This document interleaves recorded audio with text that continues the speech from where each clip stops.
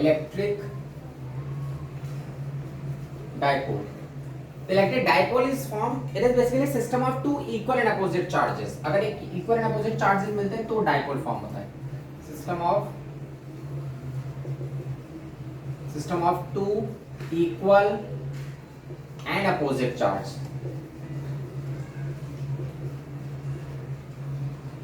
अगर दो equal and opposite charges साथ में हम कंबाइन करते हैं, उनका सिस्टम लेते हैं तो ही डाइपोल बनता है. इलेक्ट्रोस्टैटिक में डाइपोल बनना जरूरी नहीं हमेशा. जैसे a single positive charge can exist, कोई भी सिंगल पॉजिटिव चार्ज है तो वो रह सकता है इस यूनिवर्स में, जरूरी नहीं कि उसका नेगेटिव चार्ज हो ही. ठीक है, लेकिन डाइपोल का फॉर्म होता है जब उसके बगल में उसी के जैसा नेगेटिव चार्ज हो. मतलब जितना मैग्नीट्यूड इस पॉजिटिव चार्ज का उतना ही मैग्नीट्यूड नेगेटिव चार्ज का, तो प्लस क्यू और माइनस क्यू मिलके एक डाइपोल फॉर्म करते हैं. So this is what the electric dipole. अब और इनके बीच का जो सेपरेशन होता है, the separation between these two pole is 2L, pole length. The separation between positive charge and negative charge is called pole length, so that is 2L. तो electric dipole is form if it is basically system of two equal and opposite charges. हमारा plus Q charge minus Q अगर साथ में एक जैसे आते हैं तो डाइपोल बनेगा. अगर इक्वल एंड अपोजिट नहीं है, जैसे मान लो ऐसा हो प्लस 2Q और माइनस क्यू हो, यहाँ पे क्या प्लस 2Q और माइनस क्यू, तो एक इसका एक प्लस क्यू इसके साथ डाइपोल बना लेगा, लेकिन एक क्यू छूट जाएगा. मतलब अब यहाँ पे जो डाइपोल बनेगा ना, एक माइनस क्यू रहेगा, एक प्लस क्यू इसके साथ डाइपोल बना लिया और एक प्लस क्यू बचा रह गया. इसको इसका पार्टनर नहीं मिला तो ये अकेले रह गया बेचारा. यहाँ पे प्लस 2Q था तो एक सिंगल चार्ज इसके साथ डाइपोल बना ले रहा है, लेकिन दूसरा एक चार्ज बच गया है यहाँ पे. ठीक है, अगर मान लो यहाँ पे ऐसा होता -4Q होता, this side it is -4Q, तब ये क्या करेगा, इसमें से 2Q निकालेगा, इस 2Q के साथ डाइपोल बना लेगा और नेगेटिव 2Q बच जाएगा. अब क्या होगा, इसमें ऐसा -2Q रह जाएगा और -2Q का डाइपोल बन जाएगा इस +2Q के साथ. So here also one dipole is formed और एक -2Q एक्स्ट्रा है तो वो साइड में है, मतलब ये डाइपोल में नहीं आ रहा, लेकिन ये डाइपोल बन रहा है, मतलब इसका -2Q इसके +2Q के साथ एक डाइपोल फॉर्म कर दे रहा है.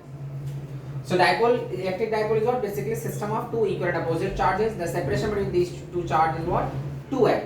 अब यहाँ पे हम देखते हैं डाइपोल मोमेंट, बिकॉज यहाँ पे दो चार्ज हैं तो इन दोनों चार्ज की कंबाइंड प्रॉपर्टी हम स्टडी करते हैं. कहीं पे इसका कुछ भी निकालेंगे, इसका फील्ड पोटेंशियल पोटेंशियल तो वो दोनों चार्ज का साथ में इफेक्ट देखेंगे.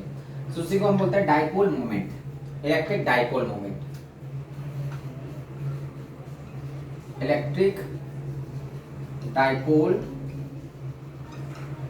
Moment it is represented by P. क्यों हम डाइपोल मोमेंट को पढ़े, बिकॉज इनका एक कंबाइंड इफेक्ट है इन दोनों डाइपोल्स का. कि अकेले के लिए मान लो इस डाइपोल का मुझे फील्ड निकालना है, इसका पोटेंशियल निकालना है, तो हम अकेले के लिए चार्ज को नहीं देखेंगे, इनका एक कंबाइंड इफेक्ट कितना होता है उसके टर्म में हमको एक्सप्रेस करना होता है. तो electric dipole moment P is equal to product of charge, इनमें से कोई एक चार्ज ले लो, into separation between the charge. So electric dipole moment is simple, Q into 2L, product of charge and separation between the charge. Product of charge and separation between charges. The electric dipole moment P is equal to Q into 2L. It is product of charge and separation between two charges. कोई एक यहाँ पे charge ले लो, चाहे plus Q ले या minus Q, एक का, बिकॉज दोनों का मैग्नीट्यूड तो सेम ही है, तो P is equal to Q into 2L.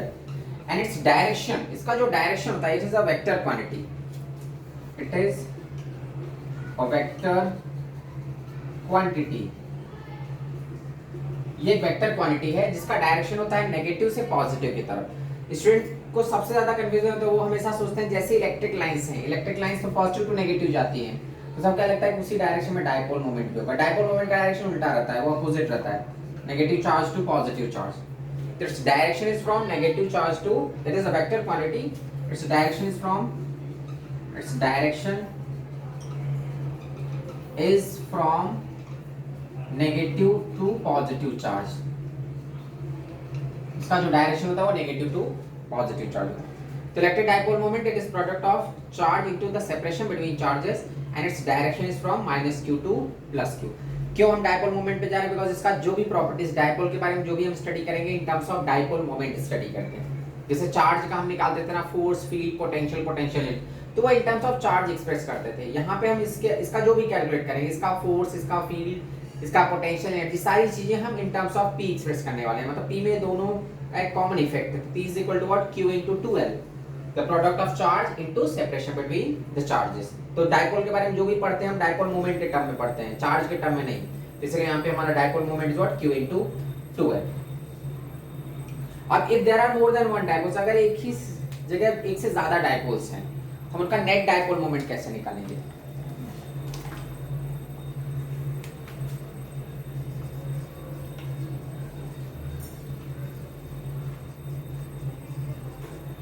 अगर एक से ज्यादा डायपोल्स हैं एक ही जगह पे, then how to find the net dipole moment? समझो अपने पास दो डायपोल्स ऐसे हैं, ये हमारा प्लस क्यू माइनस क्यू, एक और डायपोल है plus Q and minus Q. I have to find the net dipole moment. तो यहाँ पे कितने, दो डायपोल्स हैं, dipole moment is a vector quantity. तो फर्स्ट का डायपोल मोमेंट का डायरेक्शन क्या होता है, नेगेटिव टू पॉजिटिव। तो फर्स्ट का डायपोल मोमेंट, ये हमारा सेकंड का dipole moment, both are in the same direction and these two are vector. तो नेट डायपोल मोमेंट क्या होगा, p plus p which is 2p, या what we can write 2 into, in place of p what you can put, q into 2l. This is what the net dipole moment, because both the dipoles are in the same direction. ये जो दोनों dipole selected dipoles हैं, both the dipoles are in the same direction, तो दोनों के dipole moment को directly add कर दो। सेकंड क्वेश्चन, मान लो अगर डायपोल्स ऐसे हैं, ये हमारा प्लस क्यू माइनस क्यू और इधर माइनस क्यू इधर प्लस क्यू है, this way dipoles are placed. अब क्या होगा यहाँ पे, फर्स्ट का जो डायपोल मोमेंट होगा, फर्स्ट का डायपोल मोमेंट राइट साइड होगा और सेकंड का dipole moment is towards left. तो फर्स्ट का is towards right, that is p, second का is towards left, because direction क्या होता है, नेगेटिव टू पॉजिटिव। तो फर्स्ट का नेगेटिव टू पॉजिटिव जाएगा राइट साइड में, सेकंड का negative to positive left side में आएगा। दीस टू आर कैंसल, तो net p dash is what, p minus p which is 0। Clear? अगर ये डायपोल्स मान लो कुछ एंगल बना रहे हैं एक दूसरे के साथ, मतलब वेक्टर एडिशन करना है, जैसे दो वेक्टर्स को ऐड करते हैं, बस वही है यहाँ पे। सपोज ये डायपोल्स ऐसे हैं, plus Q minus Q plus Q and minus Q. Now you have to find, in this question you have to find the net dipole moment. तो देखो फर्स्ट का डायपोल किधर जा रहा है, लेफ्ट साइड में ऐसे, नेगेटिव टू पॉजिटिव, सेकंड का भी negative to positive, that is p only. These are the two dipole moment, you have to find the net dipole moment। तो net dipole moment में क्या, इनका रिजल्ट निकालो। तो these two vectors are at 90 degree, if two vectors are perpendicular to each other, that's the resultant value is what, root of p square plus p square, which is equal to root of 2p, या p dash is equal to root 2, in place of p what you can put, q into 2l। Clear? Next, अगर मान लो मैं यहाँ पे इसी को change कर रहा हूँ क्वेश्चन को, यहाँ पे मैंने एक डायपोल और रखा हुआ है, plus Q and minus Q. Now I have to find the net dipole moment. अब क्या हो जाएगा, इधर 2p है, x एक्सिस पे 2p, p और y एक्सिस में एक ही है।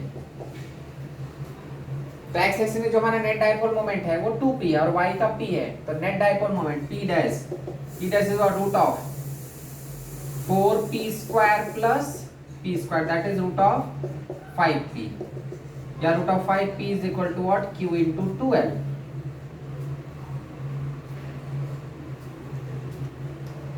क्लियर? मान लो और डिफरेंट एंगल पे मैं निकालता हूं इनका, वेक्टर के जैसा बस ऐड करते जाना है। if two dipoles are placed like this, हमारा plus q minus q plus q and minus q, and it is angle between these two is 60 degree. These are the two dipoles, angle between these two is 60 degree. Now I have to find the net dipole moment. तो अब इस case में क्या होगा, देखो फिर से दो डायपोल मोमेंट है p और p which are at 60 degree with each other. So net dipole moment p dash is equal to what, root of p square plus 2pp cos 60, where 60 is the angle between these two. कितना होगा, p square plus p square plus, ये से half cut जाएगा, that is root of 3p P in place of T you can put Q into 12.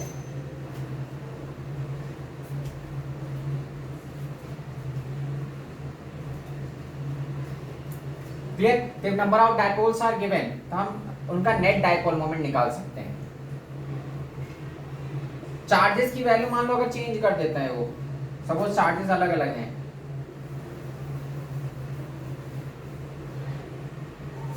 फिर अगर suppose एक dipole यहाँ पे है, इधर 4q है माइनस 4q और ये साइड में माइनस q और प्लस q। अब देखो यहाँ पे चार्ज का मैग्नीट्यूड 4 टाइम्स ज्यादा है तो q into 12, q into 12 is the dipole moment, but यहाँ पे चार्जेस कितना है 4q माइनस 4q। तो इस एक्सिस में नेट डाइपोल मोमेंट कितना हो जाएगा 4p और इस एक्सिस में क्या होगा p, and the angle between these two is what 90 degree. So 4p and p angle is 90 degree. Now you can find the result. So again p dash is equal to root of 16p square plus p square, which is equal to root of 17p. So p dash is equal to root of 17p is what q into 2l.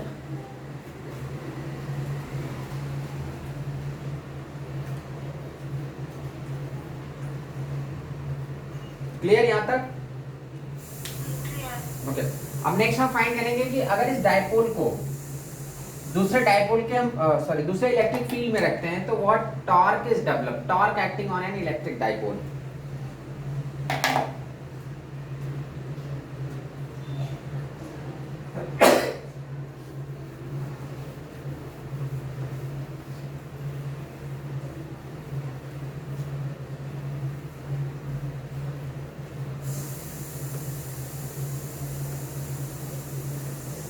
Next topic is torque.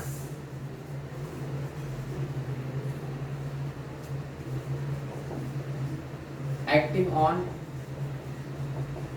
electric dipole.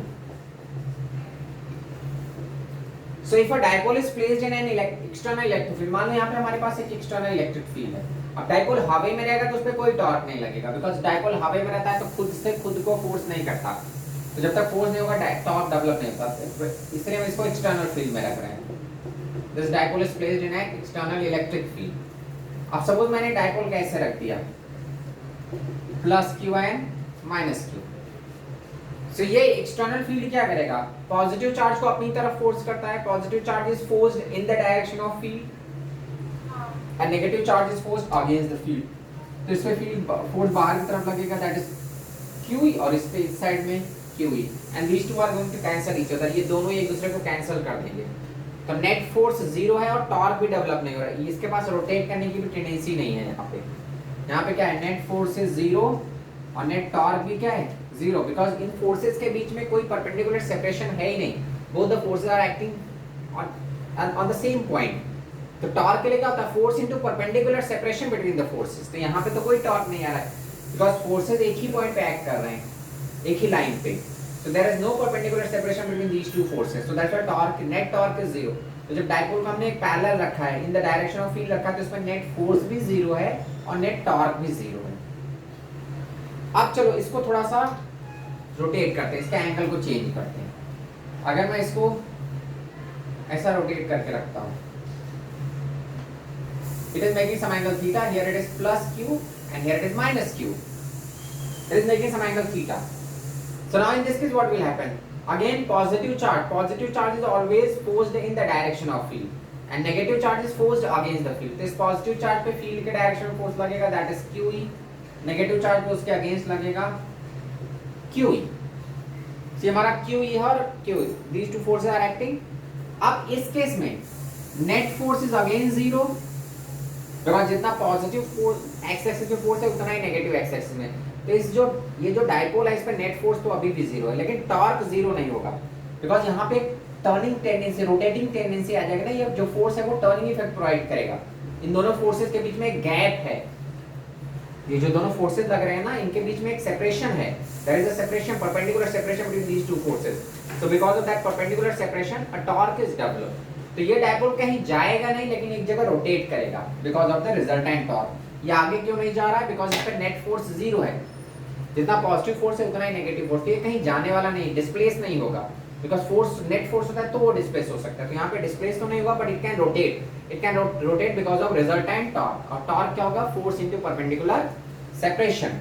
तो when this dipole is making some angle, तो इस पे force तो अभी भी zero है, कैसे भी रखो फोर्स तो जीरो ही रहने वाला है, लेकिन टॉर्क अभी है यहाँ पे इस केस में, because there is a perpendicular separation between these two forces which are acting on this dipole.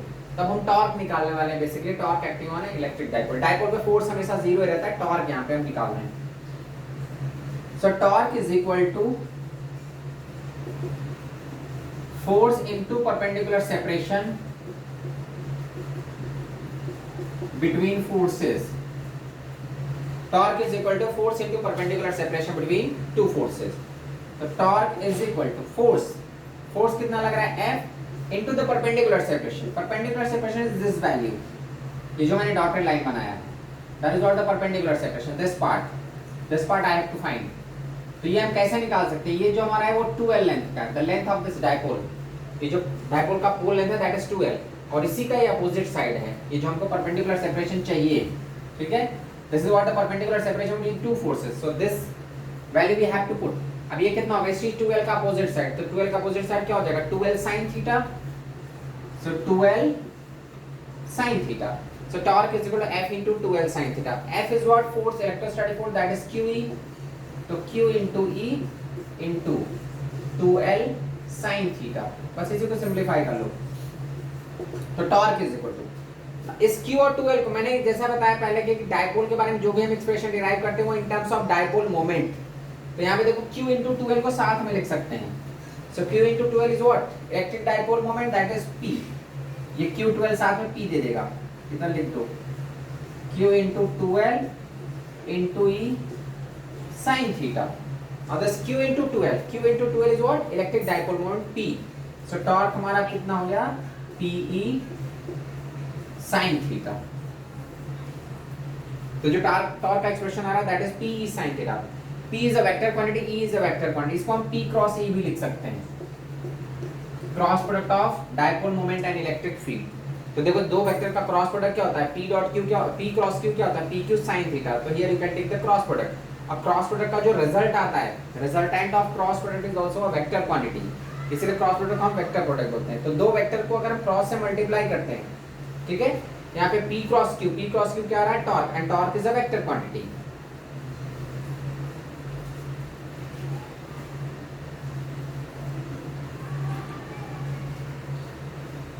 Clear. तो डायपोल को हम इस फील्ड में कैसे भी रखेंगे, नेट फोर्स तो हमेशा जीरो रहने वाला है, बिकॉज पॉजिटिव चार्ज पे जितना फोर्स लगेगा उतना ही नेगेटिव चार्ज पे, तो नेट फोर्स तो जीरो है अगर एक यूनिफॉर्म फील्ड में है। टॉर्क यहाँ पे डेवलप हो रहा है when it is making some angle, because जैसे एंगल बनाएगा तो फोर्सेस के बीच में सेपरेशन आ जा रहा है, तो torque is equal to what, force into perpendicular separation between forces.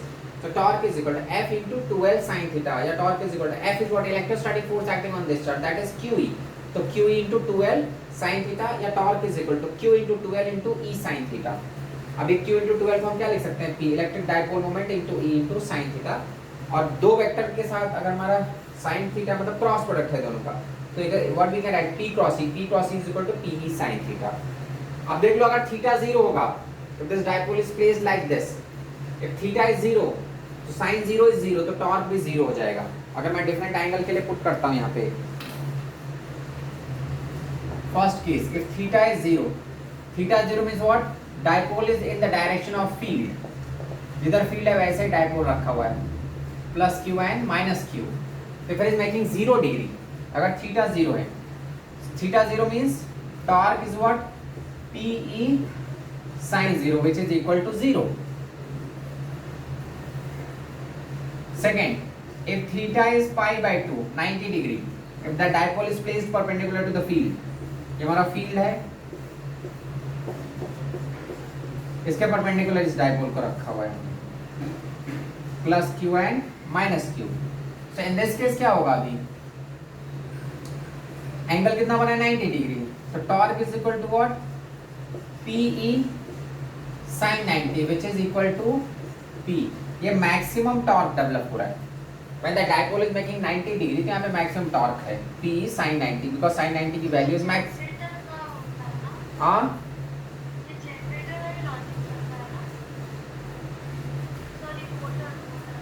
हाँ उसमें भी torque develop because of torque ही वो रोटेट करता है, तो उसमें भी यही कौन, बट वो मैग्नेटिक फोर्स होता है, वहाँ पे इलेक्ट्रिक फोर्स नहीं रहता। जो इलेक्ट्रिक मोटर रहता है ना उसमें मैग्नेट्स रहते हैं, तो मैग्नेट भी मैग्नेटिक टॉर्क डेवलप करते हैं, तो वहाँ पे मैग्नेटिक एम भी आ जाता है, फिर वहाँ पे हम मैग्नेटिक फील्ड लेंगे और ये मैग्नेटिक मोमेंट, जैसे यहाँ पे इलेक्ट्रिक मोमेंट है तो वहाँ पे मैग्नेटिक मोमेंट।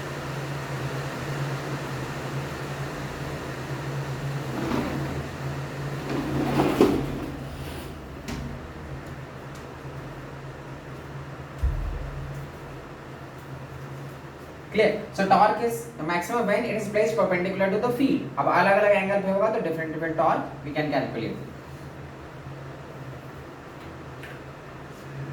अब सपोज अगर हम एक मैग्नेट को सॉरी एक इलेक्ट्रिक डायपोल को इफ यू आर रोटेटिंग, जैसे मान लो डायपोल ऐसे है, तो when it is in the direction of field तो इस पे एनर्जी जीरो रहेगी बिकॉज़ ये स्टेबल पोजीशन में है। When the dipole is placed like this so its energy zero because it is in stable position, इसका पोटेंशियल एनर्जी जीरो है। अगर मैं इसको रोटेट करता हूं, if you are rotating that dipole against the field, field के against, because field तो उसको स्टेबल पोजीशन में रखना चाहता है, so if you are rotating this dipole we have to work, whatever work is done that work is stored in the form of potential energy of the dipole. Clear? Because whenever work is done against some conservative force, अगर हम इसको rotate कर रहे हैं तो we have to work against electrostatic force. So that work is done, that work done. Whenever work is done against the conservative force, that work is stored in the form of potential energy. तो ये electric potential energy के form में store हो जाता है।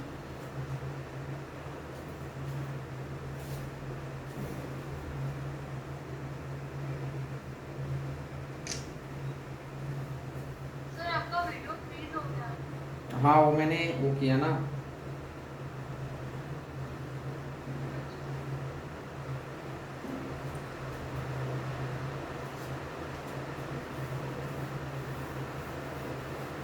Okay so next हम find करेंगे that stored potential energy, electric potential energy of the dipole. अगर डायपोल को इलेक्ट्रिक फील्ड के अंदर हम फोर्सफुली रोटेट करते हैं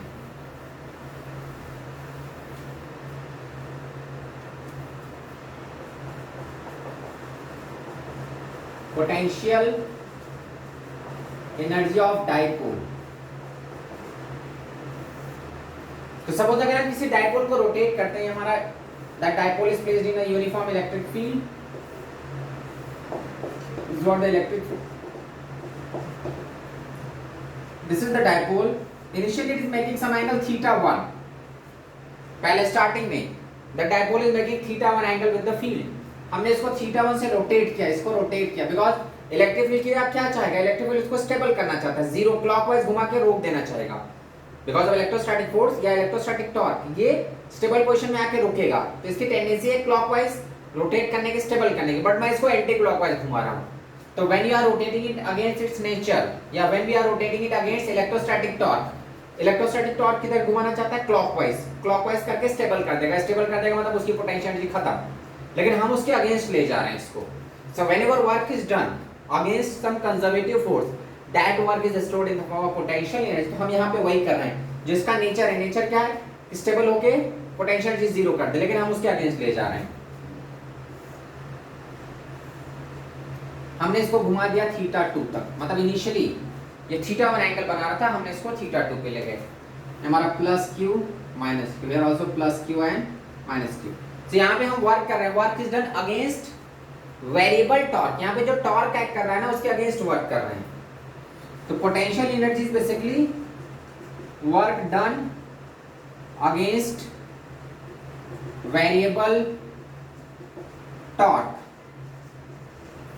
वेरिएबल टॉर्क क्यों, बिकॉज टॉर्क का फॉर्मूला क्या होता है, P is sin theta, torque theta पे डिपेंड करता है, तो जैसे जैसे थीटा चेंज होगा टॉर्क की वैल्यू भी चेंज होती जाएगी। So whatever work is done, that work is done against variable torque, जैसे हम इसको रोटेट करना स्टार्ट करेंगे ना टॉर्क बढ़ता जाएगा, तो we have to work against that variable torque. अब वर्क का फॉर्मूला, जैसे हमारा फोर्स का फॉर्मूला क्या होता है, work is equal to force into displacement, work का फॉर्मूला क्या होता है, force into displacement. When we are going to use this force into displacement, if force is constant and if force is variable, अगर variable, if you have to work against variable force तो हम integration use करते हैं, integration of fx dx। If work is done against variable force, so what we have to use, integration of fx dx। यहाँ पे कहानी अलग है, यहाँ पे टॉर्क वर्क कर रहा है, सो हम टॉर्क के टर्म में वर्क का फॉर्मूला क्या होता है, जैसे फोर्स होता है तो फोर्स एक linear displacement provide, because of force body linearly displace हो जाता है, लेकिन टॉर्क की वजह से वो कहीं जा नहीं रहा, वो एक ही जगह रोटेट कर रहा है, तो बिकॉज ऑफ टॉर्क ये एंगुलर डिस्प्लेसमेंट कवर करता है, because of force body linear displacement cover करेगा, because of torque angular displacement. So torque के टर्म में वर्क का फॉर्मूला होता है टॉर्क इनटू थीटा, अगर टॉर्क कांस्टेंट है, और अगर टॉर्क वेरिएबल है तब यहाँ पे भी हम इंटीग्रेशन यूज करेंगे, integration of torque theta D theta. Why we are using angular displacement? Because torque work कर रहा है, तो टॉर्क बॉडी को कहीं ले नहीं जाएगा, टॉर्क बॉडी को एक ही जगह रोटेट करेगा। Clear? So if work is done by a force, तो फोर्स क्या करता है, आगे ले जाता है, तो हम लिखते हैं फोर्स इनटू डिस्प्लेसमेंट। टॉर्क क्या करेगा, कहीं ले नहीं जाएगा, टॉर्क एक ही जगह रोटेट कर रहा है, तो टॉर्क के टर्म में लीनियर डिस्प्लेसमेंट नहीं होता, टॉर्क के टर्म में क्या होता है, एंगुलर डिस्प्लेसमेंट। तो work done due two variable torque is what, torque theta D theta. अब लिमिट कहां से कहां तक, थीटा 1 से थीटा 2 तक, बिकॉज़ उसका इनिशियल जो एंगुलर पोजीशन था that is theta 1 and it is displaced from theta 1 to theta 2। बस इसी को कैलकुलेट कर लो। क्या होगा, इंटीग्रेशन ऑफ टॉर्क का फार्मूला जो अभी हम लोगों ने डिराइव किया, तो टॉर्क क्या होगा, PE sin theta d theta, limit is what, from theta 1 to theta 2। Now potential energy is equal to sin theta का integration, integration of sin theta is what, minus cos theta। तो what we can do, PE को side कर दो, ये हमारा potential energy को मैं U कर दे रहा हूँ, नहीं तो PE से कंफ्यूजन हो जाएगा। ठीक, ये क्या हो जाएगा, P को मैं साइड कर देता हूँ, PE integration of sin theta is minus cos theta, limit is what, theta 1 to theta 2। Integration of sin theta is minus cos theta, तो minus cos theta limit theta 1 to theta 2। अब बस इसी को simplify कर लो, put the limit. हमारा जो potential energy का formula आ रहा है, पोटेंशियल एनर्जी को मैं U से रिप्रेजेंट कर रहा हूँ, तो U is equal to PE minus cos theta 2 minus of minus cos theta 1। Potential energy is equal to PE minus cos theta 2 minus of minus cos theta 1, या U is equal to PE cos minus of cos, या ये क्या हो जाएगा, cos theta 1 minus cos theta 2। This is what expression of potential energy, ये हमारा एक potential energy का फॉर्मूला है। तो potential energy equal to P cos theta 1 minus cos theta 2।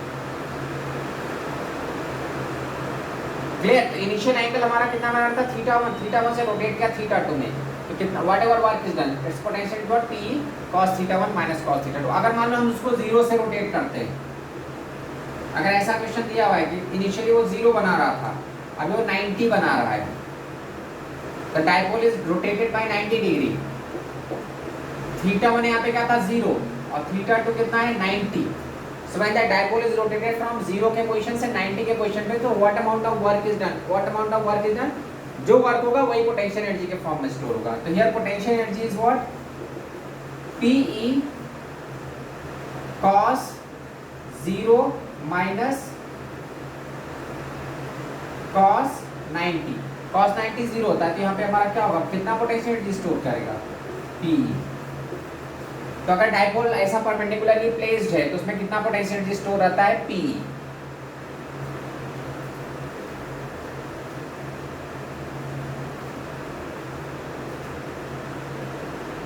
Clear? Clear यहां तक?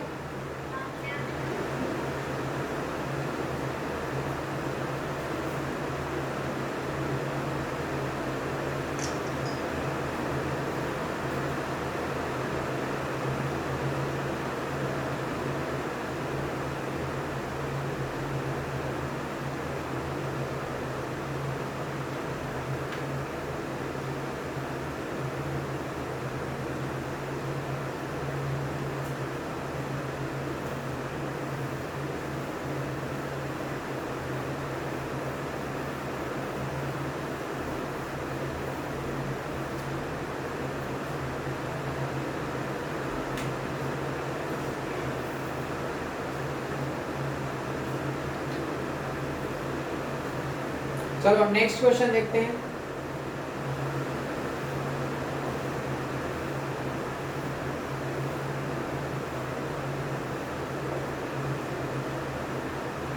अब यहाँ पे देखो हमारा मैं तीन डायपोल को रख रहा हूँ। फर्स्ट ये हमारा इलेक्ट्रिक फील्ड है, first dipole is placed like this, plus Q minus, ये डायपोल ये है।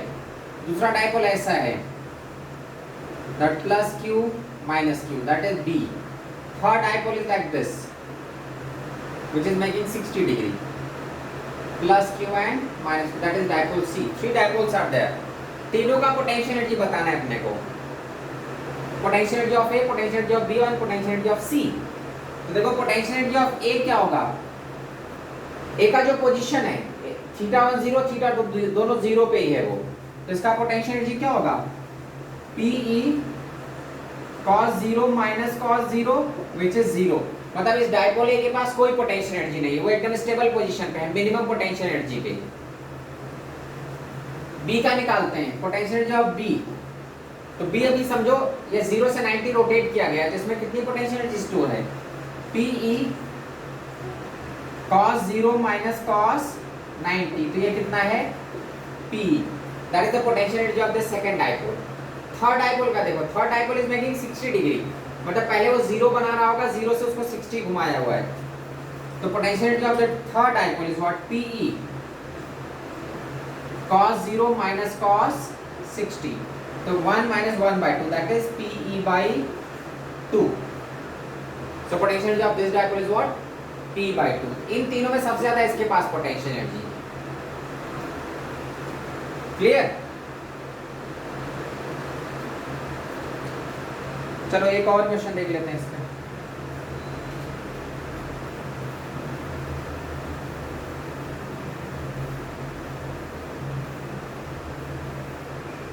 अगर हम इलेक्ट्रिक फील्ड में डायपोल को इस टाइप से रखेंगे, इलेक्ट्रिक फील्ड के डायरेक्शन में ऐसा प्लस क्यू और माइनस क्यू, तो इस केस में उसकी पोटेंशियल एनर्जी 0 थी और ये सबसे स्टेबल पोजीशन है, ये सबसे स्टेबल पोजीशन में, मतलब इक्विलिब्रियम भी है। और इक्विलिब्रियम क्यों है, बिकॉज नेट फोर्स उस पे 0 भी है, 0 है, तो नेट फोर्स तो हमेशा 0 ही रहेगा, बट ये स्टेबल पोजीशन में, मतलब यहाँ पे फोर्स भी 0 है और पोटेंशियल एनर्जी भी 0 है। सेकंड केस, अगर मान लो हम उसको 180 से टर्न कर देते हैं ऐसा, मतलब पॉजिटिव चार्ज इधर है, नेगेटिव चार्ज इधर है, तो ये पहले 0 बना रहा होगा, फिर 0 से टर्न कर गया 180 से, मतलब पहले ऐसा रहा होगा ना, पॉजिटिव चार्ज ये साइड में, नेगेटिव चार्ज ये साइड में, बट ये 180 से टर्न किया है, रोटेट किया है, तो इसका थीटा 1 0 और थीटा 2 कितना हो गया 180। यहाँ पे भी नेट फोर्स तो 0 ही है, फोर्स का झंझट नहीं, नेट फोर्स 0 मतलब इक्विलिब्रियम में है,